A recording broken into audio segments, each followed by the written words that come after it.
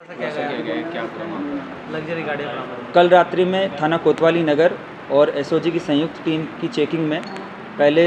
एक गाड़ी में 2 संदिग्ध व्यक्तियों को हिरासत में लिया गया। जब इन लोगों के पास जो गाड़ी पर नंबर प्लेट लगी थी और उसकी डिटेल का जब ई चालान ऐप से मिलान किया गया तो उसमें भिन्नताएं पाई गई। फिर जब डिटेल में इनके इंजन नंबर और चेसिस नंबर का मिलान किया गया तो उसमें भी भिन्नताएं पाई गई। इनको इस आधार पर हिरासत में लेते हुए जब इनसे पूछताछ की तो इन्होंने बताया कि एक पूरा गिरोह ऑपरेट करता है। इस गिरोह में लगभग 8 से 10 लोग हैं और इनमें से इन लोगों का काम है कि जो लोग होते हैं उन लोगों से अलग अलग उनकी आईडीज़ कलेक्ट करना और उसके बाद में इनमें फ़र्जी फाइनेंस जो दस्तावेज हैं उनके आधार पर पहले गाड़ियों पे फाइनेंस करवाना और फिर उसके बाद में जो गाड़ी शोरूम से निकाली जाती है उसके चेजिस नंबर और इंजन नंबर जो हैं उसमें फोर्जरी करते हुए अलग अलग राज्यों के आरटीओ से इनका रजिस्ट्रेशन करवा के और जो ग्राहक है उनको ये बेच देने के संबंध में इन्होंने अपने पूरे गिरोह का होना बताया। इसी आधार पर जो इनका बताया गया स्थान था वहाँ पे बरामदगी इनकी निशानदेही के आधार पर इसके अलावा और 13 गाड़ियाँ बरामद की गई। तो इस प्रकार कुल 14 गाड़ियाँ बरामद की गई है और इन्होंने जो पूछताछ के आधार पर जो अलग अलग इनके गिरोह के व्यक्तियों का रोल बताया गया उसके आधार पर अभी वर्तमान में 4 व्यक्तियों की गिरफ्तारी की गई है और 5 लोग अभी इसमें गिरफ्तार हेतु शेष है जिनकी गिरफ्तारी के लिए शीघ्र प्रयास किए जा रहे हैं। इसमें जो बरामदगी की गई है उसमें टोटल 14 गाड़ियाँ हैं जिसमें से 2 मारुति कंपनी की है, 2 हुंडई कंपनी की है और इसके अलावा एक टोयोटा की है और बाकी सारी अन्य जितनी भी गाड़ियां हैं ये सब टाटा की गाड़ियां हैं जो टाटा कंपनियां हैं। टोटल 14 गाड़ियां लगभग जिनकी मार्केट में कीमत ऑन रोड प्राइस जो होगी वो 1.5 से 2 करोड़ के आसपास की होगी। इन जब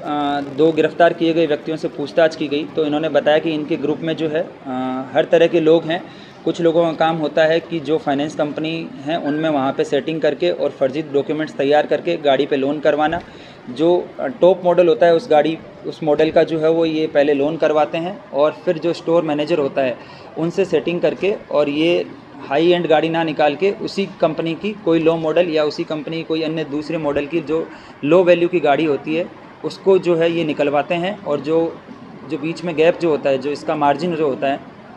वो डिपेंड करता है 2 लाख से 3 लाख और 4-5 लाख तक का जो है वो गाड़ी की बेस प्राइस के हिसाब से इसको ये आपस में सब डिस्ट्रीब्यूट कर लेते हैं और फिर जब गाड़ी निकल जाती है शोरूम से तो उस गाड़ी के इंजन और चेजिस नंबर में फोर्जरी करके और ये अलग अलग लोगों को जो है वो ग्राहक ढूंढ के उनको बेचते हैं और अगर यहाँ से रजिस्ट्रेशन नहीं हो पाता है तो ये अलग अन्य जो राज्य हैं वहाँ से भी रजिस्ट्रेशन करवाते हैं। इसमें जो एक गाड़ी पकड़ी गई है ये मेघालय के रजिस्ट्रेशन की है, एक झारखंड के रजिस्ट्रेशन की और एक हिमाचल प्रदेश के रजिस्ट्रेशन की है। कुछ गाड़ियाँ इसमें अभी भी रजिस्टर्ड नहीं है जो लगभग पिछले 5 से 6 साल बिना रजिस्ट्रेशन के चलाई जा रही है और बहुत सारी गाड़ियाँ इसमें जो है वो ऐसी है जिनकी 1 या 2 EMI की किस्त भरी गई लेकिन उसके अलावा बाकी EMI जंप कर दिया गया और उसके बाद में उनके इंजन और चेजिस नंबर में छेड़खानी करके उनको या तो रजिस्ट्रेशन करवा दिया गया या बिना रजिस्ट्रेशन इनको जो है ये इकट्ठा करके रखते हैं ताकि कस्टमर ढूंढ के और उनको जो है बेचा जा सके।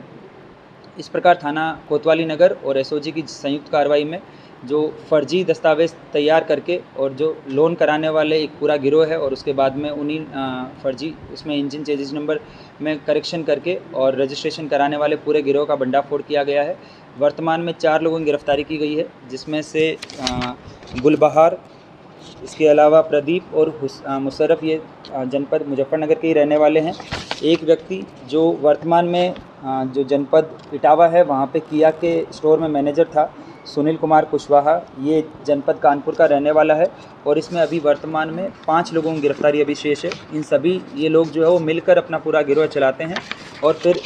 ये जो फर्जी डॉक्यूमेंट्स के आधार पर गाड़ियों के लोन करवाते हैं इससे मोटा मुनाफा कमाते हैं। इसमें बाद में इन सभी अभियुक्तों की गिरफ्तारी करते हुए गैंगस्टर की कार्रवाई भी जो है वो इनके खिलाफ की जाएगी। इसमें इस गुड वर्क को करने वाली टीम को श्रीमान वरिष्ठ पुलिस अधीक्षक महोदय की तरफ से 15,000 रुपये के नगद इनाम की घोषणा की गई है।